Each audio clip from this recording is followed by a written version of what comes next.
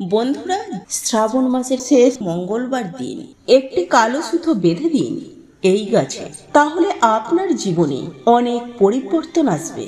জীবনে সুখ শান্তি আপনার জীবনে যথেষ্ট পরিমাণে বৃদ্ধি পাবে, ধন সম্পত্তি বৃদ্ধি পাবে, এমনকি দরিদ্রতা জীবন থেকে দূর হবে।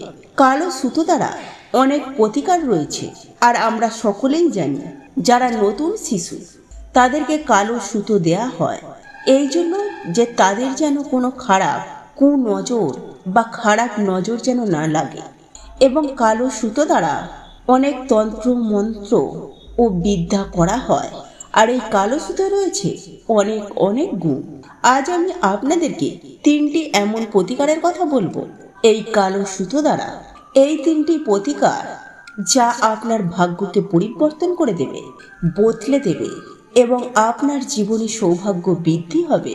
যদি আপনি কোনো কষ্টে থাকেন বা যদি আপনি দরিদ্রতার মধ্যে জীবন ব্যতীত করছেন, যদি আপনি সমস্যায় থাকেন, এই তিনটি প্রতিকার করুন।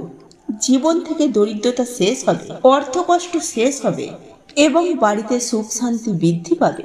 তো নমস্কার বন্ধুরা, যারা আজকের এই চ্যানেলে নতুন রয়েছে চ্যানেলটিকে সাবস্ক্রাইব করুন, পাশে দেওয়া বেল বাটনটি অবশ্যই ক্লিক করুন এবং এই ভিডিওটিতে একটি লাইক এবং একটি শেয়ার অবশ্যই করুন, যাতে এই ভিডিওটি অন্যরা দেখেও উপকৃত হতে পারে। কালো সুতোর যা গুণ বা যা মাহাত্ম্য তা অনেক অনেক গুণ বেশি।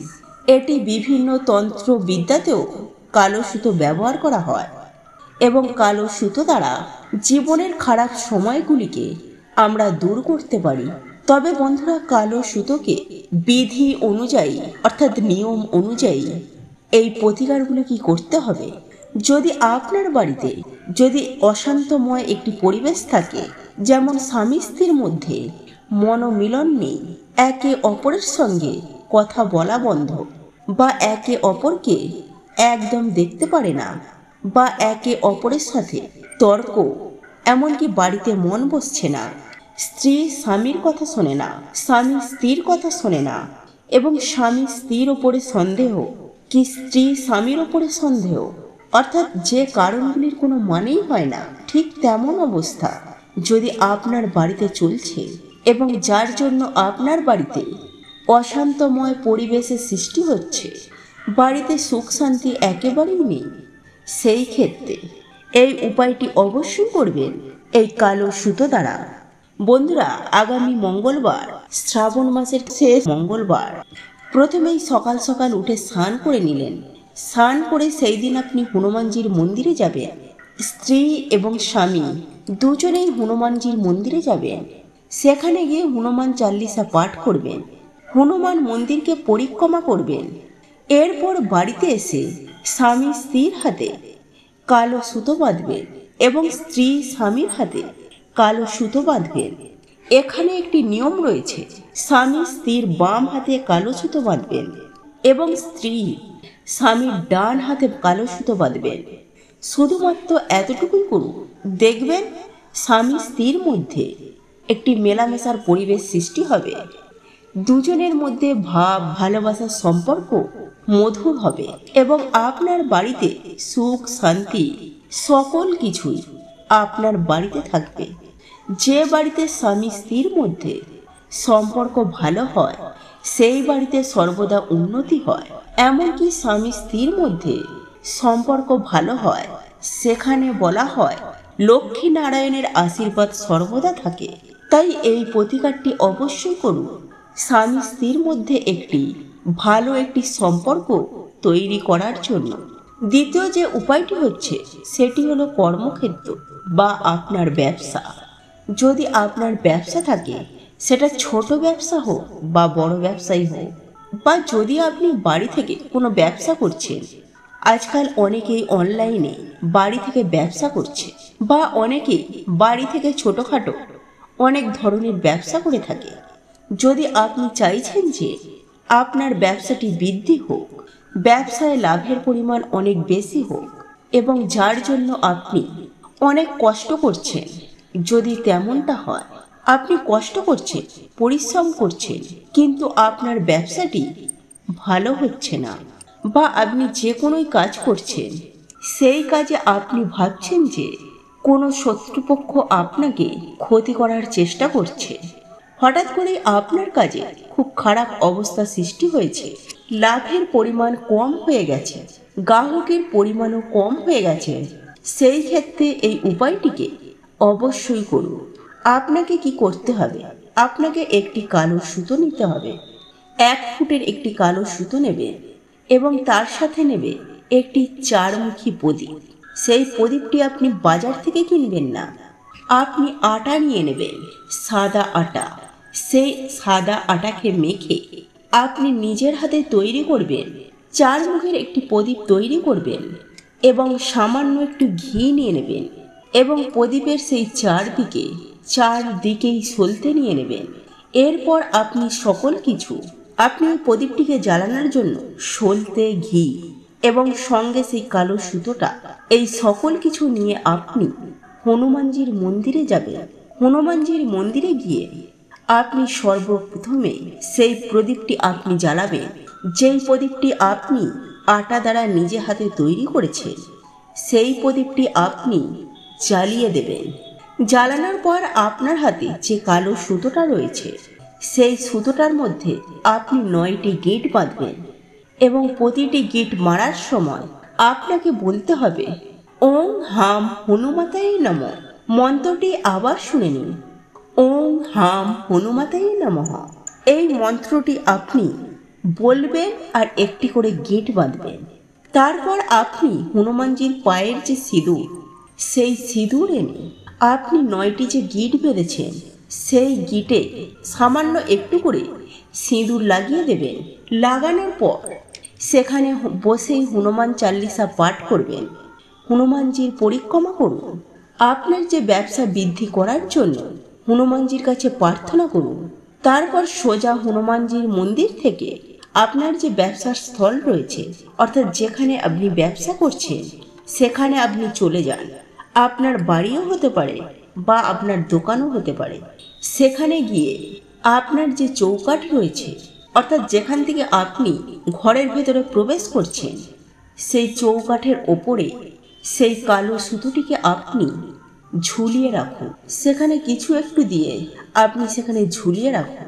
এর অর্থ হচ্ছে, যদি আপনার কোনো শত্রুপক্ষ কোনো তন্ত্রমন্ত্র করে রেখেছে, কোনো অশুভ শক্তি বা কোনো নেগেটিভ শক্তি আপনার সেই জায়গায় প্রবেশ করেছে, যার দরুন আপনার ব্যবসাটি হঠাৎ করে খারাপ হয়ে গেছে, সেই অশুভ শক্তি, নেগেটিভ শক্তি আপনার সেই জায়গা তৎক্ষণাৎ ত্যাগ করবে এবং আপনার ব্যবসা পূর্বে যেমন ছিল তার চাইতে অনেক ভালো হবে হনুমানজির আশীর্বাদে। এই উপায়টিকে অবশ্যই করুন। এবার 3 নম্বর যে উপায়টি হচ্ছে, সেটি হচ্ছে দরিদ্রতা থেকে মুক্তি পাওয়ার জন্য। বন্ধুরা, যদি আপনি দরিদ্র আছেন, যদি আপনার অর্থের প্রবলেম থাকে, অর্থাৎ টাকা পয়সার প্রবলেম থাকে এবং আপনার মনোকামনা পূরণ হয় না, ছোট ছোট স্বপ্নগুলো আপনার পূরণ হয় না, সেই ক্ষেত্রে আপনারা এই উপায়টি করবেন এই মঙ্গলবার দিন। আর এই মঙ্গলবার দিন আপনারা হনুমানজির মন্দিরে গিয়ে আপনি প্রথম এবং দ্বিতীয় উপায়টি করবেন। 3 নম্বর উপায়টি আপনাকে একটি বটগাছের সামনে গিয়ে করতে হবে। যদি দরিদ্রতা থেকে আপনি মুক্তি পেতে চান, দরিদ্রতা আপনার শেষ হবে, তো আপনাকে কি করতে হবে বন্ধুরা? এক্ষেত্রে আপনাকে 7টি কালো সুতো নিতে হবে। তার সঙ্গে আপনাকে নিতে হবে একটি তামার পাত্র। সেই তামার পাত্রে শুদ্ধ জল নিয়ে নেবেন এবং সেখানে আপনি রাখবেন একটি 1 টাকার কয়েন এবং সামান্য একটু কালো তিল। সেই জলে আপনি রাখবেন। এই সকল কিছুই নেবেন, সঙ্গে একটি প্রদীপ নেবেন।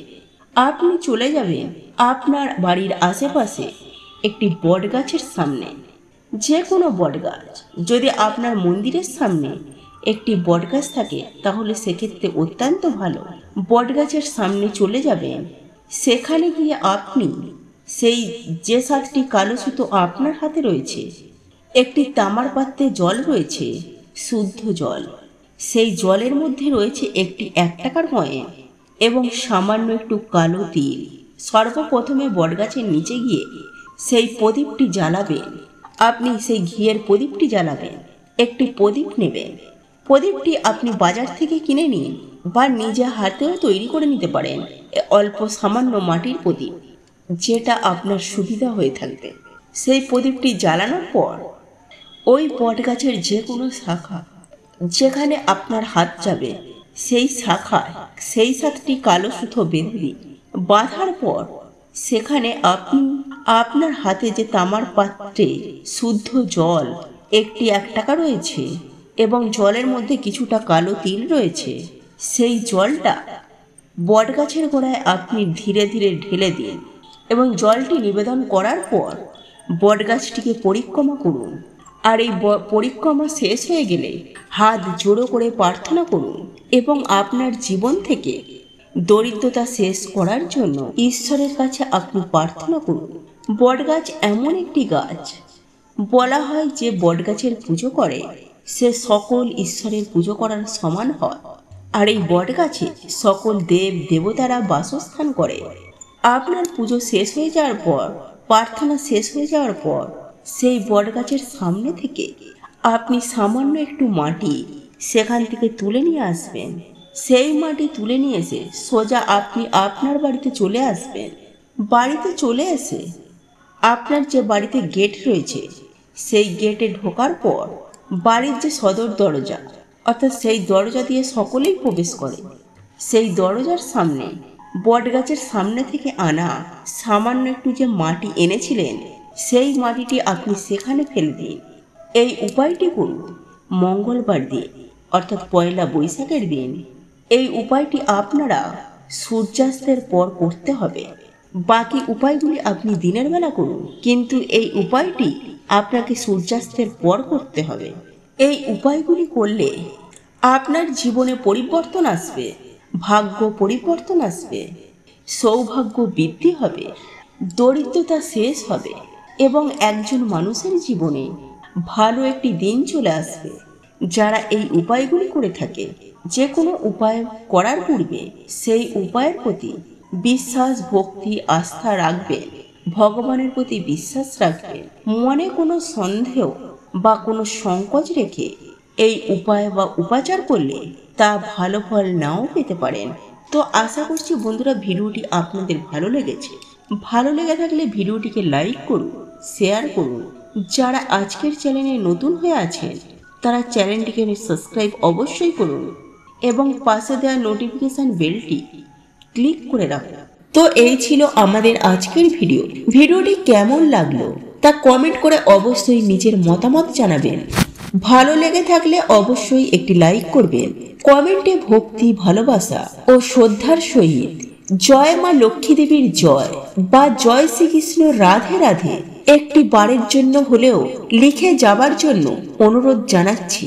আর আপনি যদি আমাদের চ্যানেলে নতুন দর্শক হয়ে থাকেন তো বিশেষভাবে অনুরোধ করব চ্যানেলটি অবশ্যই সাবস্ক্রাইব করে পাশে থাকা নোটিফিকেশন বেল আইকনটি অন করে রাখবেন।